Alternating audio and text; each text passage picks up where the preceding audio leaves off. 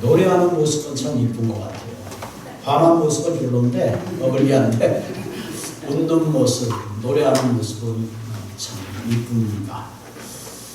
요즘도 만화 그거 하는지 모르겠는데 로드러너 빠른 닭 있잖아요. 빽빽 이렇게 만화 그런 기억이 나는데 어떤 분이 스포츠를 카를 타고 그냥 신나게 막 달리는데 갑자기 삑삑거리면서 닭 한 마리가 나타나더니 스포츠카를 확 앞질러 가는 거야.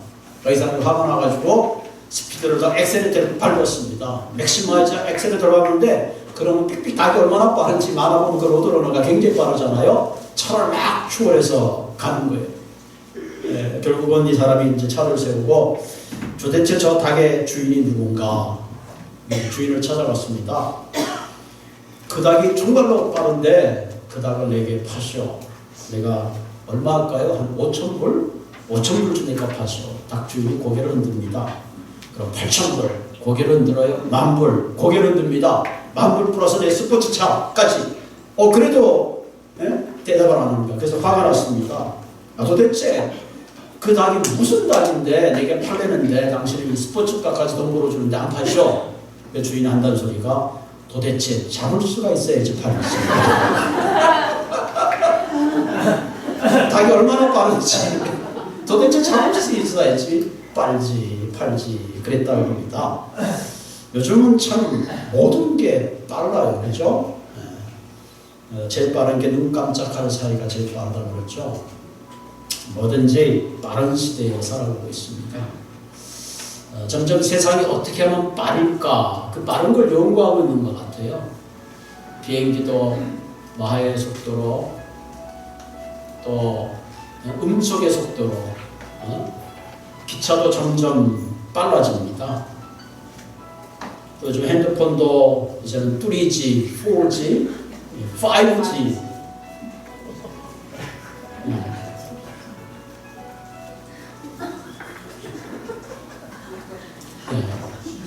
그 5G의 시대에 접어들었습니다. 점점 이제는 이메일도 안 하려고 그래요. 이제 카톡, 요즘 이제 전화하는 것도 귀찮아져가지고, 금방, 그 문자도 이제 아주 짤막하게 하잖아요. 그런 시대에 살아갑니다.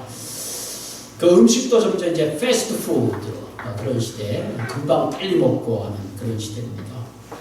그런데 어떤 음식들은 빨리 데우고 빨리 먹는 것보다 어떤 음식들은 천천히 숙성의 과정이 필요하죠. 이를테면 된장 같은 거, 그죠? 옛날에 우리가 된장시골에서 보면 그 콩을 삶아가지고 메주에서 방에다 매달아 놓잖아요. 곰팡이가 나서 거기서 그 좋은 냄새가 나진 않지만 그래서 그걸 푹 숙성을 시키면 옛날에 시골에서 그 장독을 탁 이렇게 누런 된장의 그 냄새 여러분 알죠? 지금은 그 냄새 못 나요. 아무리 과학이 발달해도 이 숙성의 시간이 지나지는 불가능하죠. 요즘 그래서 이제 억지로 그 김치 냉장고 해가지고 막 숙성을 시키기도 합니다만 어쨌든 포도주도 그렇고 어떤 것들은 충분히 숙성이 돼야지 제대로 맛을 내는 그런 경우가 있어요. 요즘 음식도 보면 마이크로웨이브에다가 모닥 같은 거 데우잖아요. 그럼 금방 말랑말랑해지는 것 같은데 먹다 보면 벌써 그냥 금방 굳어요. 그래서 좀 미안하지만 떡은 우리가 찜통에 찝시다. 그냥 김에다가 아무락 쪄놓으면 며칠 있어도 안 굳어요. 물도 여러분 그 전기포트에다 끓여놓잖아요. 물도 막 순식간에 뜨거워요. 근데 금방 식어버려. 물도 천천히 끓이면 천천히 녹아요. 그렇습니다.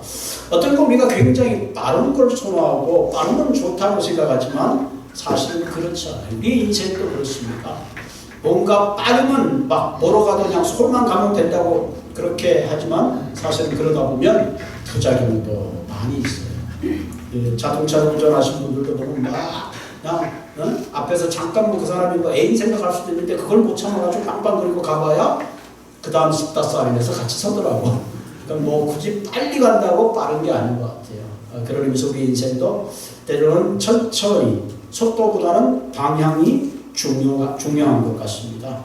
우리가 천천히 가더라도 우리가 바른 길을 가다가 보면 어느덧 우리 인생에 남기는 열매가 있는 거죠. 자, 오늘 요한복음 7장을 가만 보면 비록 느리지만 천천히 가는 것 같지만 자신의 길을 묵묵히 걸어가신 예수님의 삶의 어떤 그 스텝들, 삶의 스타일, 그분의 어떤 삶의 페이스를 우리가 보게 되죠. 오늘 본문 7장 1절 2절에는 그 후에 예수께서 갈릴리에 다니시고 유대로 다니지 아니하면 유대인들이 죽이려 함이라. 그리고 2절에 보면 유대인의 명절인 초막절이 가까웠다. 우리가 요한복음 6장을 한 3주에 걸쳐서 쭉 했는데 오늘은 7장입니다. 불과 한 장을 넘겼는데 그 후에는 건 뭐냐면은 바로 오병이어의 사건이 일어난 그 후가 아니고 사실은 그 전입니다. 여러분, 오병이어의 사건은 6월절에 일어난 사건입니다. 보통 6월절은 3, 4월이라고 하면 오늘 본문에 보면 명절인 초막절이 가까웠다는 것은 9월에서 10월 사이입니다. 그러니까 지금 한 6개월, 여러분 우리가 종이는 한 장 넘겼지만 실질적으로 이 사건의 현상은 6개월이 지난 후에 일어난 사건을 기록하고 있습니다. 그럼 예수님께서는 지금 오병이어의 사건이 있고 6개월 동안 그럼 갈릴리에서 다니셨는데 그 6개월 동안 그럼 무슨 일을 하셨는가? 요한복음에는 자세히 기록이 나와 있잖아요. 그러나 마태복음과 마가복음에 보면 예수님께서 6개월 동안 갈릴리에서 무슨 일을 하셨는가 하는 것들이 기록되어 있습니다. 자, 그 다음 본문을 보면 그 형제들이 예수께 이르되 당신이 행하는 일을 제자들로 보게 하여 여기를 떠나 유대로 가소서. 스스로 나타나기를 구하면서 묻혀서 일하는 사람이 없나니 이 일을 행하려 하거든 자신을 세상에 나타내소서. 예수님의 형제들이 가만히 보니까 예수님이 오병이어에 놀라운 사건도 있고 수많은 사람들이 예수를 막 따라다니면서 막 그 시대의 최고의 지금 임금을 삼으려고 하는데 왜 예수님은 그런 예루살렘 중심으로 가서 자기를 나타내야 되는데 왜 시골 그것도 갈릴리 북쪽 변방에서 지금 거기서 계시는가? 한마디로 속으로 답답한 거죠. 예수님 빨리 세상에 나타내서 당신이 어떤 사람인가를 세상에 보여주십시오 하는 거죠. 우리도 그런 말이죠. 아이를 낳으면 어디로 보내라? 서울로 보내라 하는 거죠. 그러니까 예수님의 지금 형제들이 봤을 때 예수님이 하는 일이 너무 답답한 거예요. 그래서 예수님 보고 You can show yourself in the world. 세상에 네가 어떤 사람인가, 당신이 어떤 존재인가를 한번 보여주십시오. 그렇게 지금 제안을 하는 거죠. 여러분, 오병이어의 사건이 있은 후에도 예수님 보면 많은 군중들이 예수님을 찾아다니고 예수님을 임금으로 삼으려 하는 그때입니다. 만약에 우리가 생각해보면 그때 예수님이 올라가면 어떻게 됐을까? 그때 예수님은 그 형제들의 그런 그 요구에 이렇게 말 때가 아직 안 되었다.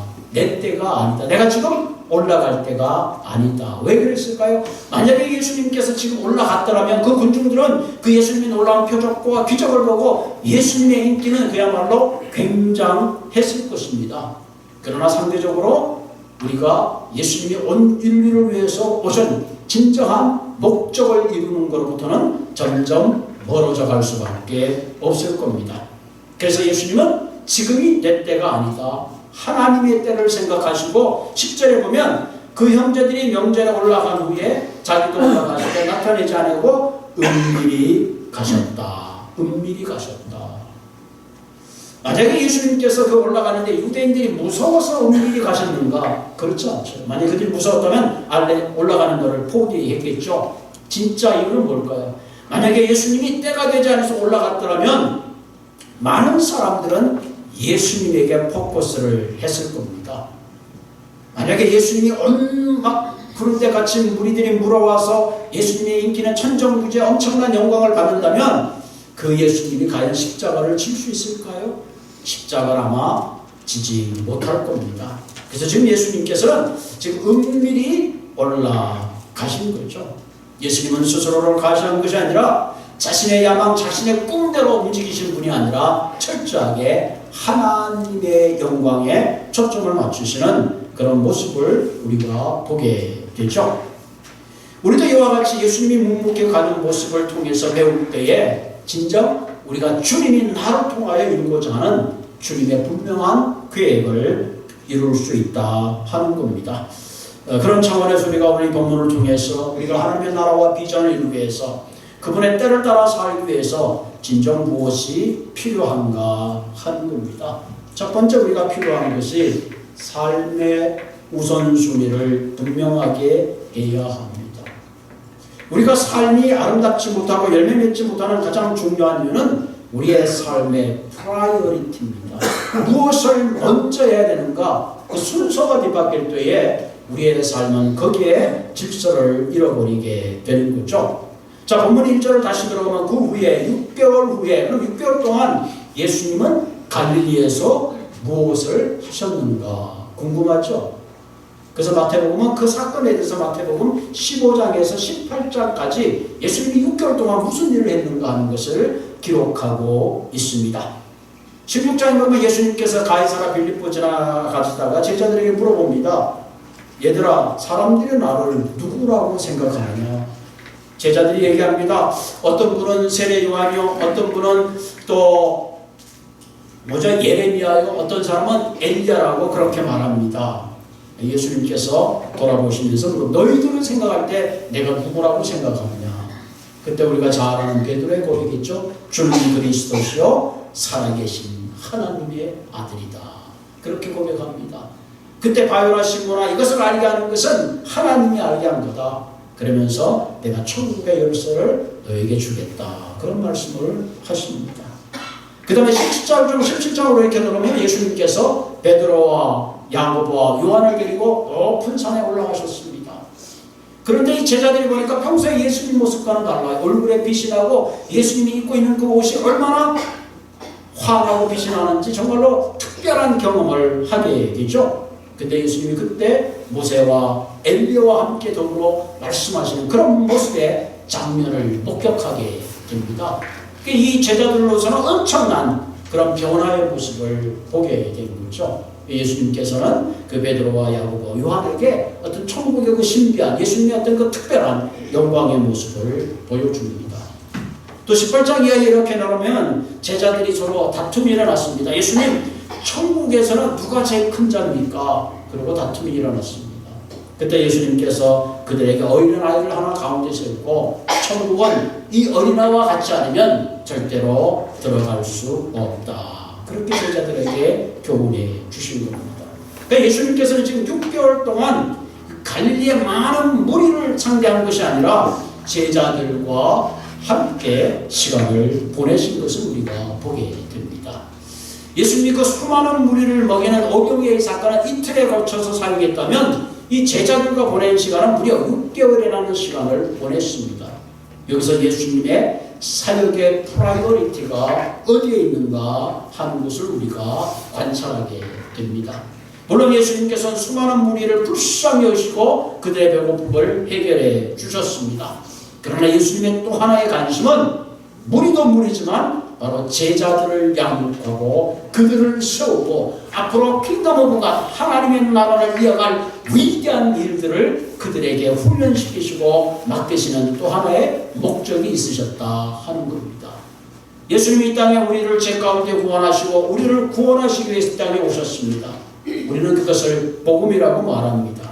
그러나 예수님은 단순히 우리 개인을 그냥 구원해서 천국 가도록 하기 위함으로 오신 것이 아니라 더 높은 차원의 비전을 가지고 우리를 부르시고 우리와 함께 하시기를 원한다는 사실입니다.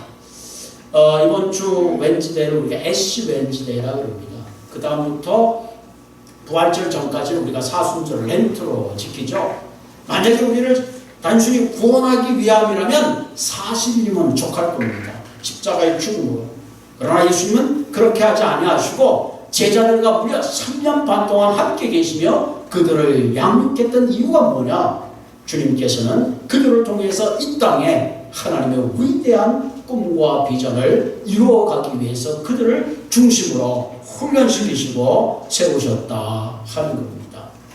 여러분, 우리가 개인적으로 주님을 영접하고 하나님의 자녀가 되는 건 놀라운 축복입니다. 하나님의 특별한 은혜입니다. 그러나 우리가 한 가지 중요한 것은 하나님이 우리를 구원하시고 부르셨지만 더 나아가서 이 부르신 후에는 하나님의 특별한 사명이 우리에게 있다는 사실을 우리는 깨달아야 합니다. 우리가 주일마다 주기도문을 하잖아요. 하나님의 뜻이 하늘에서 이루어진 것 같이 땅에서도 이루어지이다. 그러므로 내가 구원받아서 하나님의 백성이 되고 천국 가는 것도 중요하지만 더 중요한 것은 하나님의 부르심도 중요하지만 더 큰 것은 나를 부르신 후에 하나님께서 나를 통해서 이 땅에 이루고자 하는 하나님의 위대한 비전과 꿈을 함께 나눌 수 있는 그와 같은 사람이 되어야 된다 하는 겁니다. 우리는 그것을 사명이라 그렇게 말합니다. 우리 크리스찬들이 이런 사명에 눈을 뜨지 않고는 결코 세상을 변화시킬 수가 없습니다. 우리는 이제 한국 사람이니까 비건 한국을 예로 든다면 지금 크리스찬 인구들이 얼마나 많이 생겼어요. 그럼 크리스찬 인구가 증가하면 증가할수록 세상은 정말로 더 아름다워지고 더 천국에 가까워지고 정말 더 사랑하고 용서해야 되는데 과연 그런가? 우리는 거기에 대해서 아멘이라고 답하지 못합니다. 왜? 복음이 주어지면 세상이 바꿔야 되는데 세상의 문제가 더 커지고 있다면 거기에 무엇이 문제가 있습니까? 예수 믿는 우리들 크리스찬이 세상을 바꿔나가는 사명을 제대로 감당하지 못했다 하는 그런 결론에 도달하게 되는 겁니다. 어느 대학교에서 직장인들을 상대로 근무 태도가 어떤 것에 의해서 영향을 미치는가라는 그런 설문조사를 했다고 합니다. 근무 태도는 어떤 학력에도 영향이 있고 경력과 혹은 그 사람 연령에도 직장 생활에 지대한 영향을 준다고 했습니다. 그 중에 한 가지 질문이 이 신앙인이 직장에 영향을 미치는가, 신앙, 종교인이 직장 생활에 영향을 미치는가 그런 질문을 했더니 답은 아무런 영향을 미치지 않는다. 오히려 더 얌체다. 그렇게 답을 했다고 합니다. 말은 청산유수 같지 않은데 하는 짓은 더 얌체다. 우리 저와 여러분들 예수를 면접 없는 사람으로서 우리는 이런 현상에 대해서 책임을 지고 한 번쯤 우리 자신을 돌아보아야 합니다. 초대 기독교의 숫자는 120명에 불과했습니다.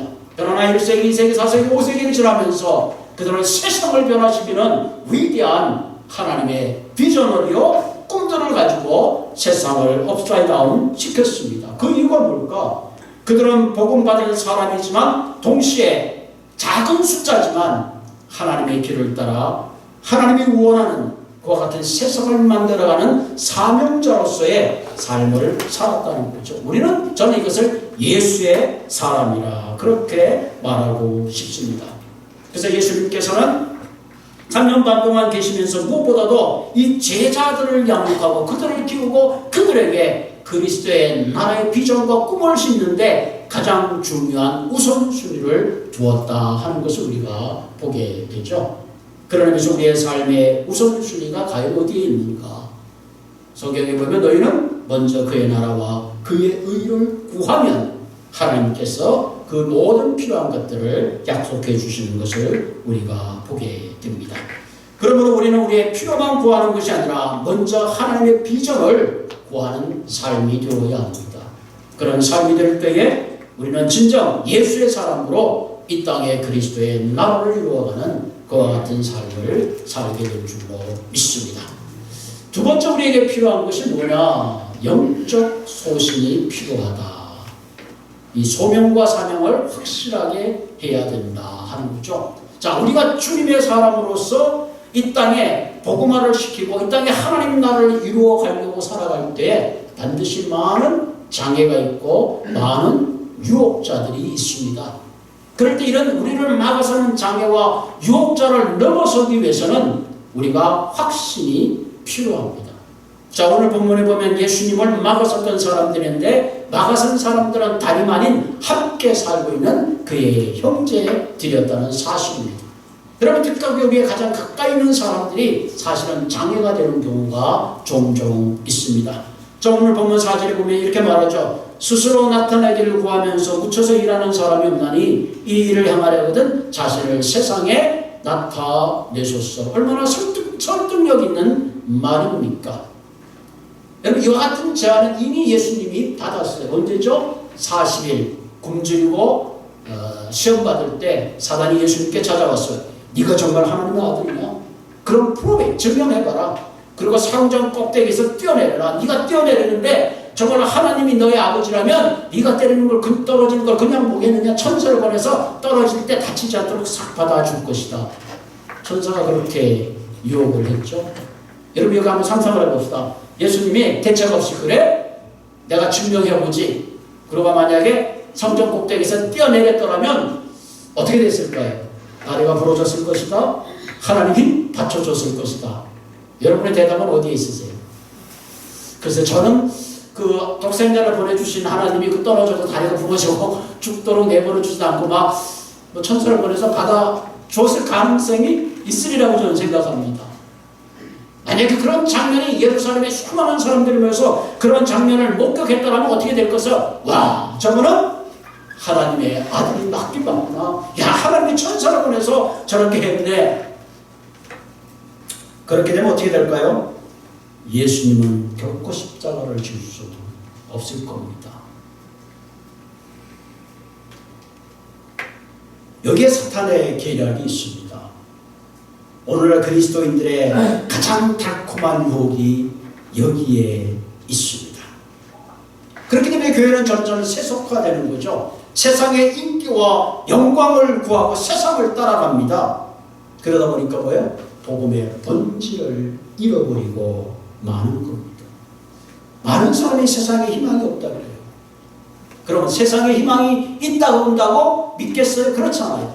진정한 희망은 어디서부터 시작하는가? From me, 나로부터 시작하는 거예요. 세상이 어둡다. 그럼 어두움은 어떻게 해야 돼요? 내가 세상에 빛이 됨으로 시작되는 겁니다. 여러분 반딧불 얼마나 약해요. 그러나 반딧불이 많이 모이면 많은 사람께 희망을 주고 꿈을 주고 수많은 반딧불이 있으면 얼마나 아름답습니까? 시골에서. 우리 한 사람 한 사람이 연약한 것 같지만 우리가 그리스도의 복음의 확신을 가지고 거룩함을 보여주고 하나님의 미랄이 땅에 썩어지는 진정한 의미의 복음의 본질을 보여준다면 세상은 이런 우리 때문에 소망을 바라보게 되고 이런 우리 때문에 부러워하게 되는 것입니다. 그 성경은 말하고 있잖아요. 너는 세상의 빛과 소금이다. 기독교는 썩었어. 그렇게 말할 것이 아니라 나로부터 소망을 시작하고 나로부터 빛이 시작된다면 그 빛은 세상을 비추는 놀라운 힘으로 이어갈 줄로 믿습니다. 우리 그리스도인들이 세상을 따라가면 되는 줄 알지만 우리의 복음의 본질은 한없이 약해질 수밖에 없습니다. 그러면 어떤 마귀가 유혹을 하고 어떤 장애가 있다 할지라도 진정한 하나님의 나라를 꿈꾸는 참다운 예수의 사람이 되어야 할 줄로 믿습니다. 요즘은 모든 것이 물질로 환산하는 시대입니다. 모든 가치가 그래요. 가진 자와 안 가진 자. 이런 물질도 참 필요하잖아요. 얼마나 사는 게 필요한지 모르겠어요. 그러나 돈으로 살 수 있는 게 있고 돈으로 살 수 없는 게 있어요. 여러분 친구의 우정을 돈으로 살 수 있을까요? 못 삽니다. 못 사요. 물론 돈이 있으면 행복할 수도 있지만 어떨 때는 돈이 불행의 씨앗이 되기도 합니다. 어떤 사람은 돈 때문에 싸우기도 하고 돈 때문에 가정이 헤어지기도 하고 그래요. 그것만이 꼭 우리 인생에 행복을 주는 것인가? 뭐 어떤 많은 조세면 뭐 부부싸움의 80%가 경제적인 문제고 이해하죠. 그러나 꼭 행복이 필요하지만 돈이 필요하지만 필요 충분 조건은 아닙니다. 돈이 없이도 우리는 얼마든지 행복할 수 있는 많은 것들이 있음을 깨달아야 합니다. 제가 아는 곳 한 송이를 보고 멈춰서서 그 꽃의 아름다움을 볼 수 있다면 거기에 행복이 있는 거예요. 굉장히 근사한 브랜드네임 시계를 차고 브랜드 차를 치고 좋은 집에 화려하게 살지 않아도 두 부부가 천천히 걸어가면서 함께 산책하면서 새소리를 들을 수 있다면 거기에 행복이 있는 거예요. 우리는 어떤 그 세상의 기준을 하고 있는 그 행복이라는 기준에 너무 따라가려고 그러기 때문에 불행한 겁니다. 그리스도의 삶이라는 것은 하늘에 썩어지는 미랄이 되는 거예요. 사실 여러분 그 그림 보면 예수님의 그림 보면 옛날에 예수님이 그 한 마리의 양을 이렇게 목에 지고 오는 그런 예수님의 모습이 있었어요. 근데 오늘날 기독교의 모습은 한 마리의 양을 어깨에 지고 오는 모습이 아니라 점점 권위적이 되고 점점 세상에 뭔가 군림하는 그런 모습으로 변해가고 있다는 거죠.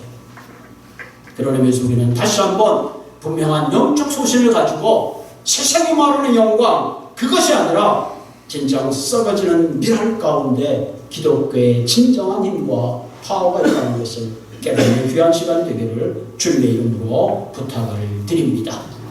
잘못하면 교회도 그렇고 목회자도 그렇고 이런 유혹에 빠지기 쉽습니다. 그래서 매니플레이트하게 되죠. 목회자도 교회가 커집니다. 점점 내 말을 듣는 사람들이 많아지고 집단화되게 되면 자기도 모르게 거기에 빠져버리고 마는 거죠. 그러면서 기독교 신앙은 철저하게 내 자신을 부인해야 합니다. 그렇지 않고는 결코 그리스도의 나라를 이 땅에 이룰 수 없기 때문에 그런 겁니다. 세 번째로 필요한 것은 시대를 분별하는 지혜가 필요합니다. 오늘 본문 6절에 보면 예수께서 이를 때 내 때는 아직 이르지 아니하였거니와 너희 때는 늘 준비되어 있다. 너희는 지금 중학절에 올라가라. 그러나 나의 때는 아니다. 여기서 이 때라는 것은 단순한 어떤 시간을 의미하는 거 아니라 우리가 말하는 대로 특별한 하나님의 카이로스의 시간을 말하죠. 이 하나님의 카이로스의 시간은 뭔가? 예수 그리스도를 온 인류를 구원하시는 결정적인 때, 예수님이 십자가를 져야 되는 그때를 말하는 거죠. 여러분 마가복음에 예수님께서 야이로 회장의 딸을 고치시고 기적을 해낸 다음에 꼭 예수님이 이렇게 말합니다. 비밀을 지켜다. 어디 가서 얘기하지 마라. 우리는 메시아의 시크릿이라고 그러죠. 성경을 가보면 왜 그랬을까? 아니 지금 죽은 자를 살리시고 이 놀라운 기적을 위해서 널리 알려야 되는데 왜 그랬을까? 왜 그걸 자꾸 비밀에 붙이라고 그러시는 걸까? 주님의 때가 되지 않았기 때문에 그렇습니다.